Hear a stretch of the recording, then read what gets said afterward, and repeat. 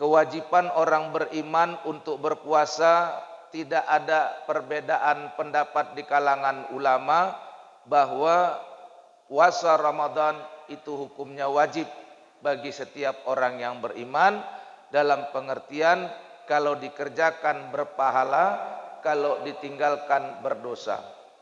Namun demikian ada beberapa orang yang boleh tidak berpuasa di dalam bulan Ramadan. Beberapa orang tersebut secara garis besar dijelaskan Allah di dalam Al-Quran surat Al-Baqarah ayat 184. Faman kana minkum maridun aw ala safarin fa'iddatum min ayyamin ukhar wa 'alal ladzina yutikunahu fidyatun ta'amu miskin. Dan barang siapa orang yang sakit di antara kamu dan orang-orang yang melakukan perjalanan, maka bolehlah mereka tidak berpuasa di bulan Ramadan dan mengganti pada hari-hari yang lain. Dan bagi orang-orang yang berat mengerjakannya, apakah karena faktor umur atau karena sakit yang tidak sembuh-sembuh, maka mereka pun boleh tidak berpuasa, dan bagi mereka dikenakan fidyah, yaitu memberi makan orang miskin. Satu kali tidak berpuasa, maka memberikan makan satu orang miskin. Nah, dari ayat ini dapat ditarik satu kesimpulan secara umum bahwa boleh 3 orang ini tidak berpuasa. Tetapi ada lagi faktor-faktor lain yang nanti akan kita masukkan kepada yang 3 ini. Jadi yang 3 ini yang boleh tidak berpuasa, yang pertama sakit, yang kedua dalam perjalanan atau musafir, yang ketiga orang yang sudah sangat tua, ujur, atau orang yang sakit tidak sembuh-sembuh. Ada 3 macam. Saya ulangi lagi. Yang pertama karena sakit, yang kedua karena dalam berjalan, yang ketiga dikarenakan mereka tidak sanggup melakukan puasa. Tidak sanggup bisa karena sebab sakit yang tiada sembuh, dan bisa juga karena faktor umur yang sudah sangat tua, tidak sanggup berpuasa. Nah, baik, kita kupas yang pertama. Jadi ada orang beriman, dia tidak berdosa, dia tidak berpuasa karena dia dalam keadaan sakit. Marid, sakit. Sakit ini juga harus jujur. Kalau sakit itu mendatangkan mudarat, kalau dia puasa, barulah dia boleh tidak berpuasa karena sakit. Tapi tidak semua sakit. Ada sakit-sakit ringan yang tidak mempengaruhi. Kalau dia berpuasa, tidak mendatangkan penyakit, tidak mendatangkan keberatan, itu puasa lebih baik. Karena di akhir ayat, wa antasumu khairul lakum in kuntum ta'lamun. Sesungguhnya puasa itu lebih baik bagimu kalau kamu mengerti. Jadi yang pertama, orang yang sakit boleh tidak berpuasa kalau memang sakitnya itu menghalangi dia dari berpuasa. Seandainya dia berpuasa, sakitnya tambah parah, itu boleh dia tidak berpuasa. Tapi kalau sakitnya ringan, yang sakit itu tidak berdampak, tidak menghalangi dia puasa, dan kalaupun dia puasa tidak membawa efek kepada penyakitnya itu, maka lebih bagus dia puasa. Nah, jadi di sini dikendaki kejujuran kita. Memang sakit, tapi sakit itu kan macam-macam. Ya kalau memang sakit mah, kalau puasa ngisap tidak tahan, boleh berbuka, boleh tidak puasa, ganti pada hari yang lain. Atau misalnya sakit apa? Asam lambung. Atau misalnya sedang sakit demam, sakit pusing kepala, pusing karena penyakit, karena tensi rendah atau tensi naik, boleh dia tidak berpuasa. Karena tidak semua orang yang pusing kepalanya itu karena tensi naik atau tensi rendah. Ada juga pusing kepalanya itu karena tagihan terus-terusan datang, udah jatuh tempo semua. Pagi datang tukang kredit TV, menjelang siang datang kredit kulkas. Menjelang sore datang kredit spring bed. Mau malam datang lagi tukang kredit sepeda motor. Pusing juga kepalanya. Nah, kalau yang pusing karena kayak gini puasa. Ini bukan pusing karena penyakit. Ini pusing karena dibuat sendiri. Siapa suruh semuanya kredit? Kalau nggak kredit nggak punya Ustadz. Lebih bagus nggak punya daripada nggak bisa bayar. Nah ini kadang-kadang kita tunjuk tangan yang masih banyak tunggakannya. Tapi kalau saya tengok dari duduknya udah pada lunasnya ini. Apalagi saya tengok dari senyumnya. Udah betah dalam masjid, udah lunasnya itu. Kalaupun belum lunas, tinggal sikit laginya. Nah, ya kan dari 36 kredit tinggal 2 kali lagi, tinggal 3 kali lagi. Nah. Jadi yang disebut sakit, sakit yang mendatangkan mudarat. Sakit yang mendatangkan bahaya kalau dia berpuasa. Orang sakit mah tuh kalau dia berpuasa semakin bahaya. Orang kena penyakit asam lambung juga begitu. Pening kepalanya juga begitu. Tapi kalau penyakitnya kurapnya sama panu nggak ada hubungannya. Kok kenapa nggak puasa sakit? Sakit apa? Panu katanya. Panu nggak ada hubungannya. Teruskan puasa. Kok sakit? Sakit apa? Sakit bisul. Puasa. Bisul nggak ada memberatkan bagi orang yang puasa. Dan tidak bertambah berat bisul kita kalau kita puasa. Jadi lihat-lihat penyakitnya. Tidak semua penyakit. Batuk-batuk sedikit. Macam Ustadz lah. Di mana Ustadz yang nggak batuk kalau musim-musim terawih nih? Rata-rata kena batuk. Suara banyak keluar siang hari. Malam hari. Ya, banyak keluar. Baca Quran, tadarus, ceramah. Siangnya kurang pasokan makanan. Batuk-batuk dia. Lalu nggak puasa gara-gara batuk-batuk? Tidak, nggak ada kaitannya batuk sama puasa. Teruskan puasanya walaupun batuk-batuk. Jadi lihat penyakitnya. Yang kedua yang boleh tidak berpuasa. Nah ini masih sakit lagi, saya balik lagi. Jadi orang yang sakit. Pertanyaannya, adakah sakit yang lain yang membolehkan orang tidak puasa? Ada. Sering ditanya orang, Ustadz bagaimana ibu yang menyusui dan ibu hamil? Apakah dia boleh berpuasa? Ataukah boleh dia tidak berpuasa? Boleh perempuan hamil dan menyusui tidak berpuasa. Boleh. Boleh. Dan dia harus mengganti. Setelah selesai hamilnya, setelah selesai menyusui, dia mengganti puasanya. Ada yang menyuruh Ustadz mengganti puasa dan bayar fidyah. Ada. Saya tidak menyuruh mengganti dengan bayar fidyah. Dua-dua tidak. Satu saja. Tapi kalaupun dia mengganti puasanya terus dia mau bayar fidyah nggak masalah. Kenapa rupanya? Karena itu bayar fidyah perbuatan baik. Tapi tidak menjadi satu kewajiban. Bagi orang yang pertama kali orang sakit itu mengqadha, bukan bayar fidyah. Bayar fidyah itu bagi orang yang berat melaksanakannya. Orang hamil, orang menyusui kategori sakit. Kategori sakit.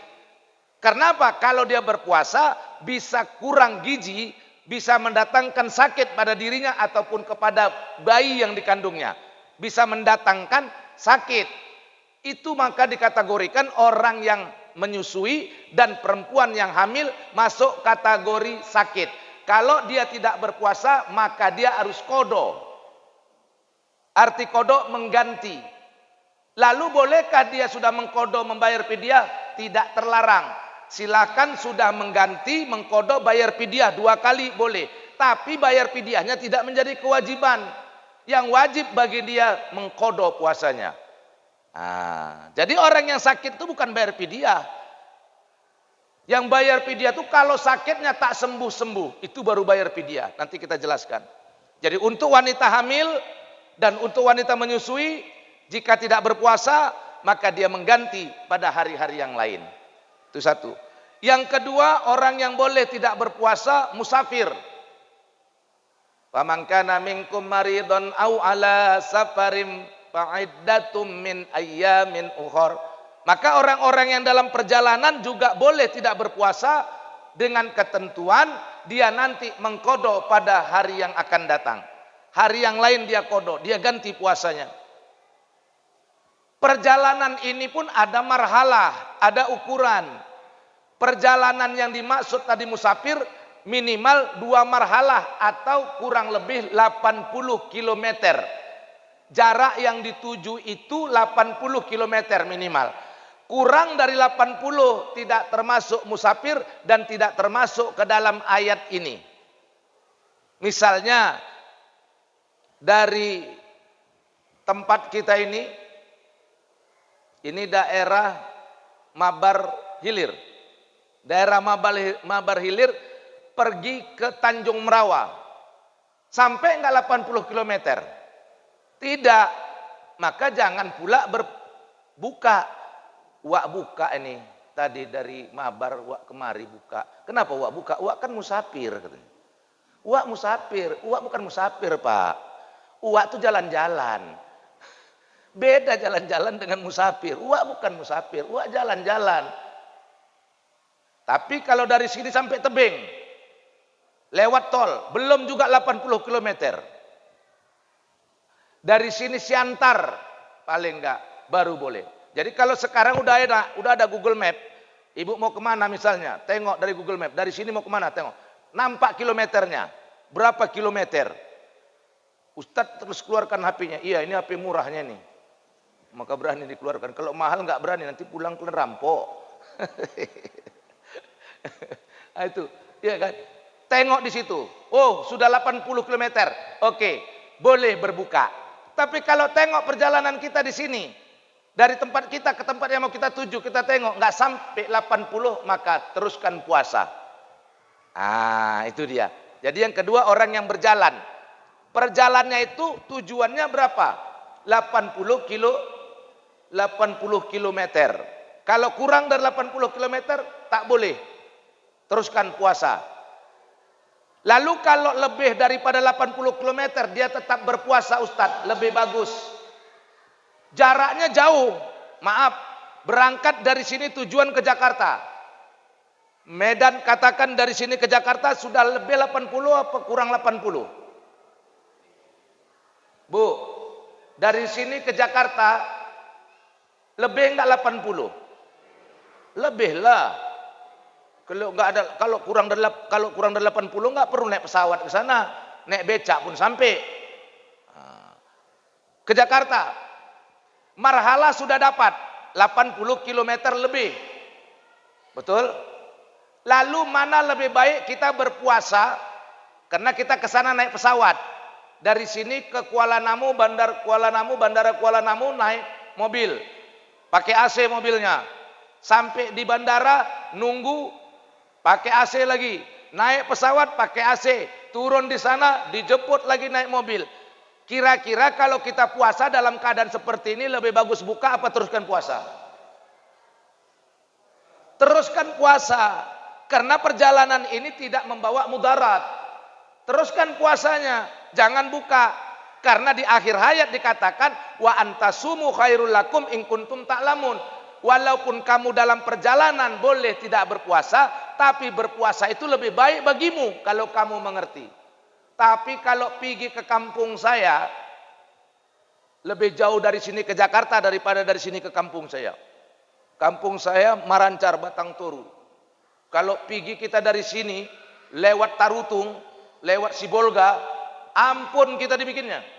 Di Tarutung tuh jalannya beliku-liku. Nggak puasa pun kita nembak-nembak. Betul? Wak, we. Semua dipanggil. Uaknya dipanggil, ueknya pun dipanggil. Itu yang puasa. Konon pula nggak puasa. Perjalanannya sudah lebih 80 km. Walaupun tidak sejauh Jakarta. Tapi perjalanan ini dia dibolehkan lebih bagus dia berbuka. Karena kalau dia berpuasa akan mendatangkan kemudaratan. Nah, karena perjalanannya rumit, perjalanannya sulit. Nah, jadi lihat-lihat. Nah, yang ketiga yang boleh membatalkan puasa atau tidak berpuasa, ini ibu-ibu direkam. Iya, nempat. Memang udah saya bilang tadi, rekam juga ibu-ibu tuh. Supaya orang tuh datang sering-sering kalau Ustaz Jamal ceramah. Oh, ini nanti masuk di YouTube nih Bu. Jadi bagi ibu-ibu, bapak-bapak, sebelum ini dilanjutkan, nanti kalian buka dulu kalian channel YouTube-nya. Jadi channel YouTube-nya LQTP Medan. LQ singkatan Lailatul Qadar. Jadi dibuka nanti Pak, channelnya LQTP Medan, ya kan?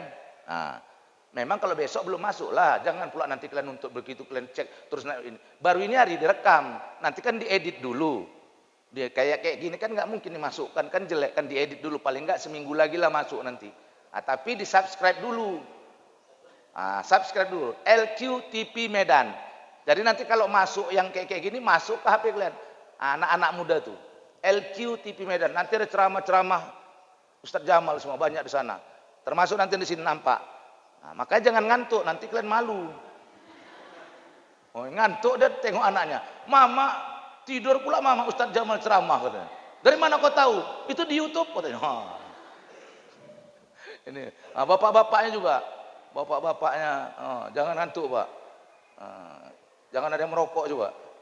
Yang merokok mati ke rokoknya. Nanti nampak masa pengajian sambil ngaji merokok. Hukum rokok apa Ustadz? Makruh.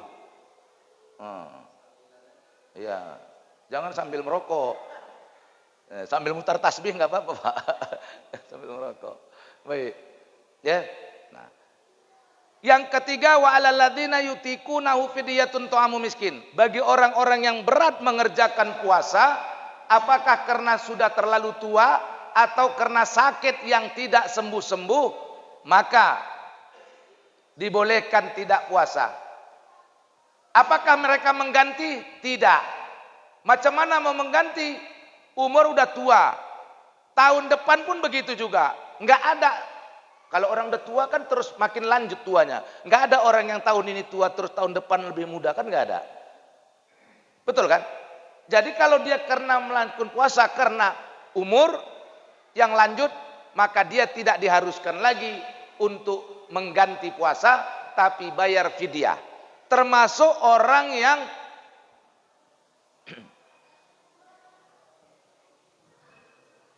sakit tidak sembuh-sembuh. Ada orang sakit nggak sembuh-sembuh, terus sakit. Ada itu. Nah, orang yang seperti ini boleh tidak berpuasa dan tidak mengqadha, tapi bayar fidyah. Jadi ada dua orang yang boleh membayar fidyah. Yang pertama orang yang sudah sangat tua, yang kedua orang yang sakit tidak sembuh-sembuh. Dia sudah diponis dokter, bapak tidak boleh lagi puasa.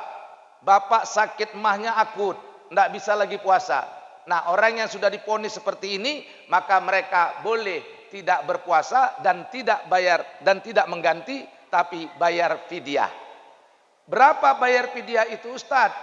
1 kali tidak puasa, 1 hari tidak puasa, itu bayar fidyahnya memberi makan 1 orang miskin.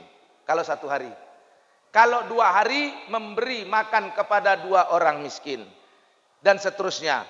3 kali atau 3 hari 3 orang miskin. Dan ingat, 1 orang miskin itu bayar fidyahnya kita dihitung 3 kali makan. Jadi bayar fidyah ini bukan pakai uang. Karena di dalam Al-Quran wa 'alal ladzina yutiqunahu fidyatun ta'amu miskin. Memberi makan orang miskin. Jadi yang dikasih itu adalah makanan kepada orang miskin. Bukan uang dan bukan beras. Kalau zakat fitrah boleh pakai beras, bahan mentah. Tapi kalau orang sakit, maaf bayar fidyah, maka yang dibayarkan adalah makanan. Jadi dia udah tinggal makan, tidak disuruh masak lagi. Kalau zakat fitrah kita kasih beras, orang masak lagi. Ya kan gitu. Tapi kalau fidyah tidak, ta'amu miskin, memberi makan. Dia udah tinggal makan. Hitungannya 3 kali makan. Kalau mau dikasih bulan Ramadan sudah boleh. Mau dikasih di bulan Ramadan, saban hari dikasih boleh. Mau dikasih di luar bulan Ramadan boleh. Sebaiknya biar nggak ada utang, kasih kalau bulan Ramadan. Setiap hari kasih. Boleh diantar ke rumahnya, boleh dia dipanggil ke rumah, boleh. Boleh dipanggil, orang miskin. Datang ke rumah, antar ke rumahnya, boleh. Dan dia diundang ke rumah, boleh. Dan tidak ada kaitan fidyah dengan badan amil. Tidak ada. Badan amil tugasnya untuk mengumpulkan, menerima dan mengumpulkan zakat, dan badan amil membagikan zakat tidak termasuk fidyah. Jadi fidyah diberikan langsung kepada orang miskin dalam bentuk makanan. Udah jadi makanannya 3 kali. Itu cara membayar fidyah. Oleh karena itu mudah-mudahan dapatlah sama kita satu pemahaman tentang siapa yang masuk kategori sakit, siapa yang tidak masuk kategori sakit, siapa yang masuk dalam kategori musafir, siapa pula yang tidak masuk dalam kategori musafir, siapa yang boleh membayar fidyah, siapa yang tidak boleh membayar fidyah. Jadi kalau orang hamil sama menyusui, sebaiknya dia bukan bayar fidyah tapi mengqadha puasanya. Tapi kalau mau dilakukan kedua-duanya, maka itu namanya tatawwu, melebihkan kebaikan. Boleh dilebihkan kebaikan. Ini pemahaman kita dalam masalah bolehnya orang yang tidak berpuasa itu dengan tidak berpuasa orang beriman dengan kategori 2 diantaranya mengqadha puasa, 1 diantaranya membayar fidyah. Mudah-mudahan ada hikmah dan manfaat kepada kita. Lebih dan kurang mohon maaf. Pak Tani pergi ke sawah pulang membawa ikan. Kalau ada kata-kata yang salah tolong maafkan. Alhamdulillah. Mudah-mudahan ada hikmah dan manfaatnya. Hari ini kita sudah berada pada tanggal 12 Ramadan. Insya Allah sudah besok kita masuk puasa yang ke-12 dan sudah 11 hari kita lalui puasa Ramadan. Mudah-mudahan mendapat berkah dan ridho dari Allah Subhanahu wa taala. Demikian billahi taufiq wal hidayah. Wassalamualaikum warahmatullahi wabarakatuh.